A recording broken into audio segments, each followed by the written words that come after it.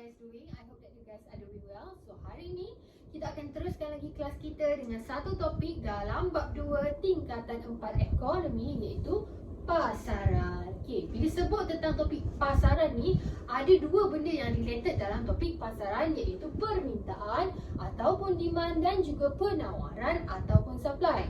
Okay, so hari ini Miss akan kongsikan dengan you guys apa itu definisi permintaan dan penawaran, hukum permintaan dan penawaran dan juga bentuk keluk permintaan dan penawaran.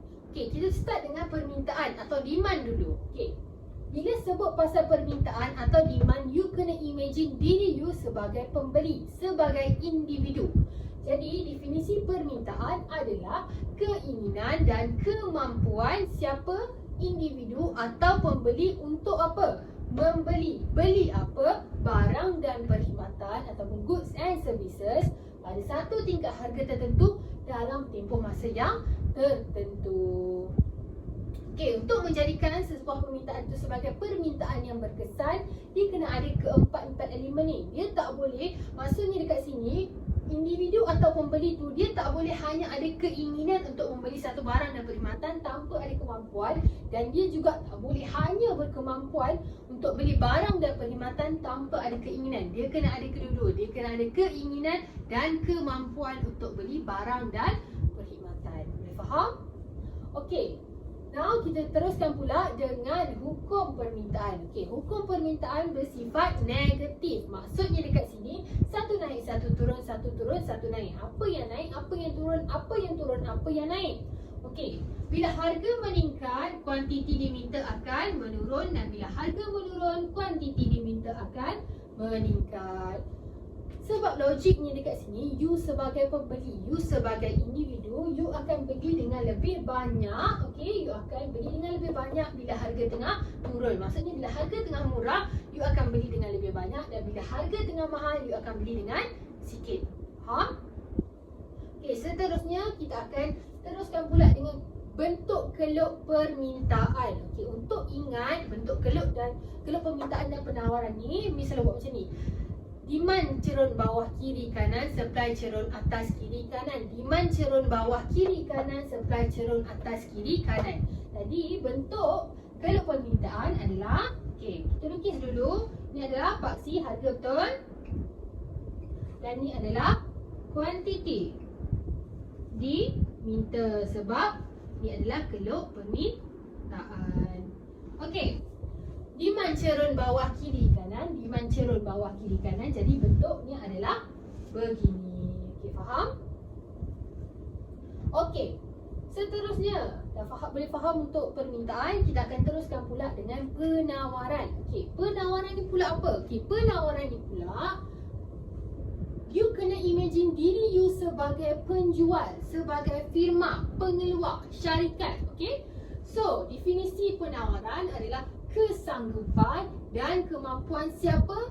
Penjual, pengeluar, firma, syarikat untuk apa? Menjual ataupun mengeluarkan barang dan perkhidmatan, goods and services pada satu tingkat harga tertentu dalam tempoh masa yang tertentu. Boleh faham? Okey, sama juga macam permintaan tadi, untuk jadikan penawaran sebagai penawaran yang berkesan, dia kena ada keempat-empat elemen ni.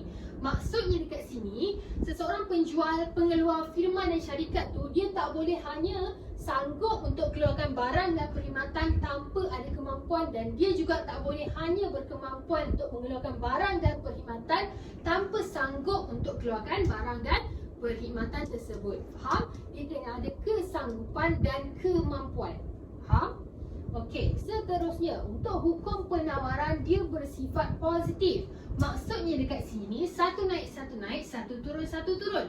Apa yang naik, apa yang turun? Okey, bila harga meningkat, kuantiti ditawarkan akan meningkat, dan bila harga menurun, kuantiti ditawarkan akan menurun. Sebab apa? Logiknya dekat sini, awak sebagai penjual, awak sebagai firma, awak sebagai pengeluar, sebagai syarikat, objektif awak adalah untuk memaksimumkan keuntungan. Jadi bila harga tengah naik, awak akan jual dengan lebih banyak, dan bila harga tengah murah, awak akan jual dengan lebih sedikit, sebab awak nak pembeli beli dengan harga yang mahal supaya awak dapat untung yang lebih. Faham?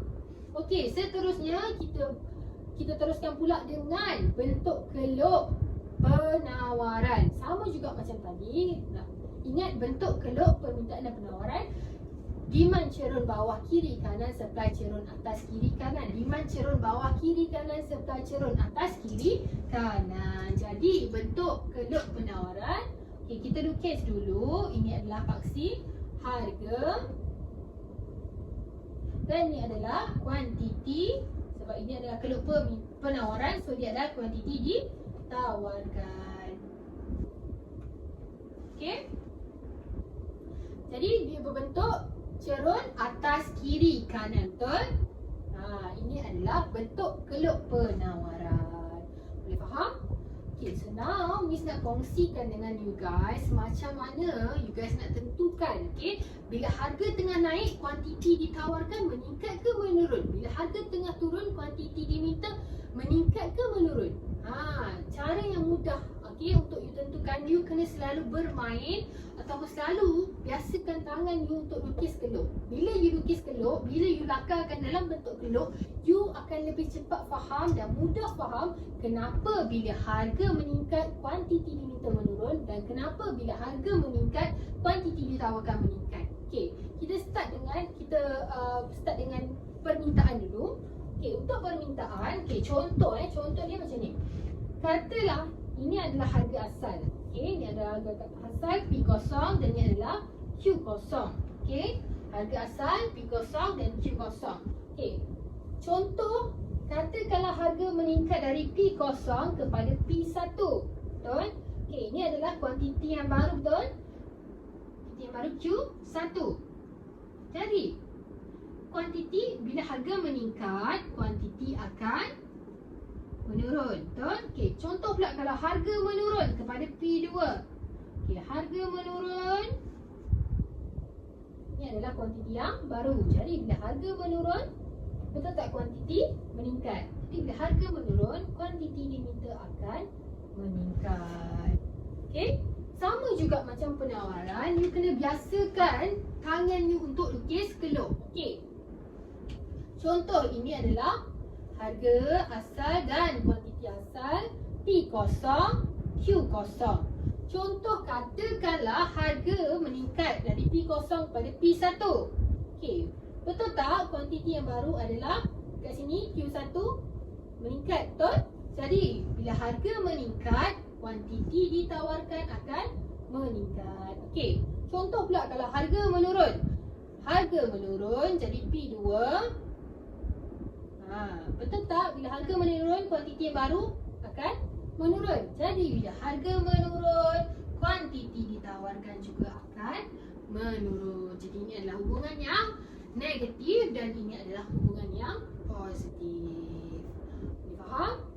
Jadi itu sahaja setakat hari ini. Jadi Miss harap awak semua dapat belajar sesuatu tentang topik pasaran berkaitan dengan demand dan supply. So till we meet again and hope the best for you guys. Bye bye and Assalamualaikum.